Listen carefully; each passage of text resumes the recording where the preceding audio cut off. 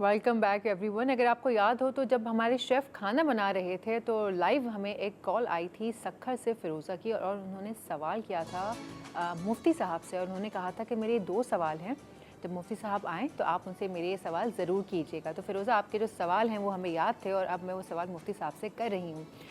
فیروزہ نے پوچھا تھا کہ کچھ لوگ ہوتے ہیں جو اپنی بات کو سچ ثابت کرنے کے لیے جھوٹی قسمیں کھاتے ہیں، جھوٹے وعدے کرتے ہیں، اور یہاں تک کہ قرآن شریف پر ہاتھ تک رکھ دیتے ہیں اپنے آپ کو سچا ثابت کرنے کے لیے. تو ان کے لیے قرآن و حدیث میں کیا کہا گیا ہے؟ بسم اللہ الرحمن الرحیم. دیکھیں، ایسے شخص کی خاص وعید ہے اور اللہ اس کے رسول صلی اللہ علیہ وسلم کی تعلیمات کے مطابق ایسے شخص کو منع کیا گیا. یہ حضور صلی اللہ علیہ وسلم کی حدیث کا مفہوم ہے. فرمایا زیادہ قسمیں نہ کھاؤ، زیادہ قسمیں کھانے والا جھوٹا ہوتا ہے. یعنی کہ بار بار قسم کھانا جھوٹ کی علامت کہلاتی ہے، اپنی بار بار. اور یہاں قرآن مجید فرقان حمید کی قسم کھانا یا پھر قرآن مجید پہ ہاتھ رکھنا، جس طرح بات بتا رہی تھی. جھوٹی قسم کا کفارہ سن لیجیے پہلے، جی کیونکہ اس پہ اللہ اس کے رسول کی لعنت ہوگی. ورنہ کوئی شخص اللہ ہی قسم کھائے، اچھا اللہ کے علاوہ کوئی قسم کھائے، وہ قسم لغو ہے، اس کی کوئی حیثیت نہیں. لیکن وہ شخص اللہ کا نام لے کے قسم کھائے، یا قرآن مجید فرقان حمید کی قسم، قرآن پہ یہ اللہ کا مقدس کلام ہے، میں اس کی قسم کھاتا ہوں، ایسے جھوٹی قسم ہے. تو کفارہ یہ وہ 3 دن مستقل روزے رکھے، یا پھر 10 مساکین کو کھانا کھلائے قرآن مجید کے مطابق، یا پھر ایک غلام کو آزاد کرے.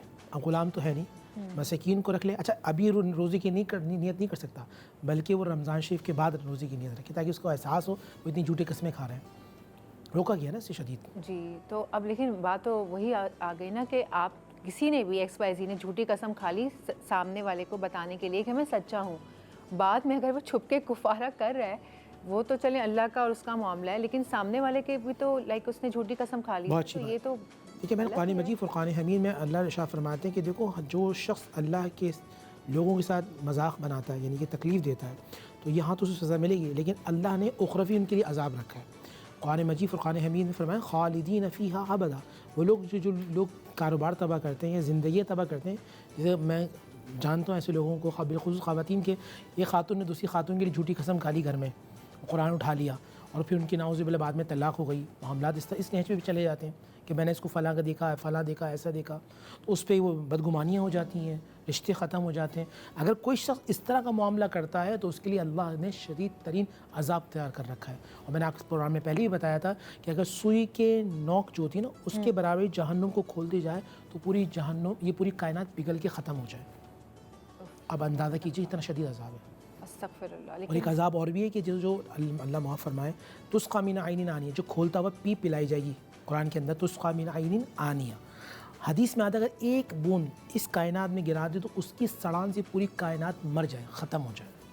تو کتنا خطرناک عذاب ہے نا. آپ جھوٹی قسمیں کھا رہے ہیں. تو یہ سن لیں، جو لوگ جھوٹی قسمیں کھاتے ہیں، اور بہت سارے لوگ ہیں جو بڑے آسانی کے ساتھ اللہ کا نام لے لیتے ہیں اور جھوٹی باتیں کہتے ہیں، جھوٹی قسمیں کھاتے ہیں، اور ساتھ میں قرآن شریف کے اوپر ہاتھ رکھ کے جب آپ بات کر لیتے ہیں، آپ سمجھ رہے ہیں کہ سامنے والا شاید سیٹسفائی ہو گیا، لیکن یہ جو اندرونی معاملات آپ کے خراب ہوں گے نا، وہ پھر اللہ ہی آپ کو پوچھے گا. وہ پھر آپ کو بڑے اچھے طریقے سے لگ بتا جائے گا. میں یہ بھی بتا دوں، وہ ایسا اللہ تعالیٰ چھوڑتا نہیں ہے. یہ دنیا کارما ہے، آپ کے اچھے کاموں کا صلہ بھی آپ کے سامنے آتا ہے اور برے کاموں کا صلہ بھی ہے. ہر چیز بہت فاسٹ مل رہی ہے. آخرت کا تو آخرت میں ہوگا ہی، لیکن دنیا میں بھی اس چیز کا بہت اعلیٰ قسم کا حساب ہوتا ہے اور بہت کڑا حساب ہوتا ہے.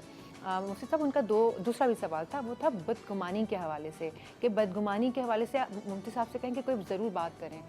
سورہ حجرات کے اندر اللہ نے ارشاد فرمایا یا ایھا الذین آمنوا اجتنبوا کثیرا من الظن. اے ایمان والو، کسی کے بارے میں بدگمانی نہ کرو. اگر آپ کسی کے حوالے سے بدگمانی پھیلاتے ہیں، بدگمانی میں آپ کو آسان، کسی کے بارے میں برا سوچنا، یہ ہم جسے اور اردو میں کہتے ہیں سوء ظن، یعنی آپ نے کسی کے لیے ایک پرسیپشن رکھ لیا.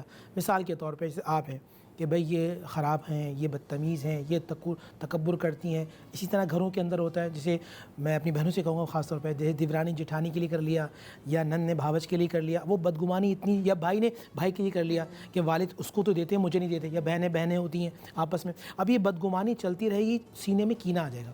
سینے میں کینہ یہ ہوتا ہے کہ آپ اس کے لیے برائی، ایسی برائی کہ اس میں آپ زوال یا اس کی موت چاہیں. تو ایسا شخص اگر 27ویں شب ہو، بیت اللہ ہو، خانہ کعبہ کا غلاف پکڑ کے معافی مانگے اللہ سے، اللہ معاف نہیں کرے گا.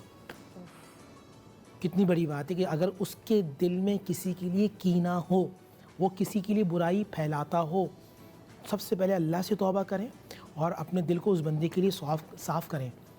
یہ اتنی بڑی بات ہے نا مفتی صاحب، میرا دل دہل کے رہ گیا کہ اللہ تعالیٰ جو اتنا معاف کر دینے والا رب ہے، وہ خود بات بات پہ قرآن شریف میں جگہ جگہ جہاں وہ ڈراتا ہے تو اس سے کہیں زیادہ وہ معاف کر دینے کے بارے میں بھی بات کر رہا ہے۔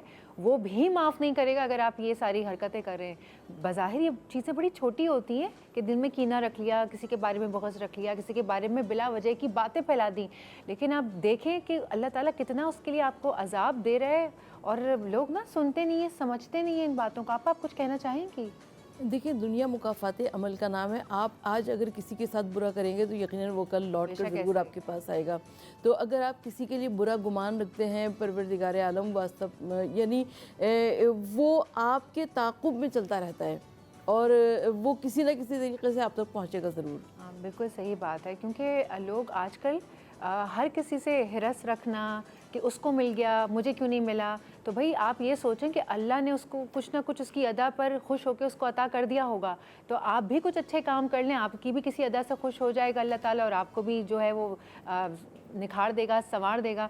اب وقت ہو جاتا ہے ایک بریک کا، بریک لیتے ہیں، بریک کے بعد واپس آئیں گے اور گفتگو کا سلسلہ یہیں سے بڑھائیں گے۔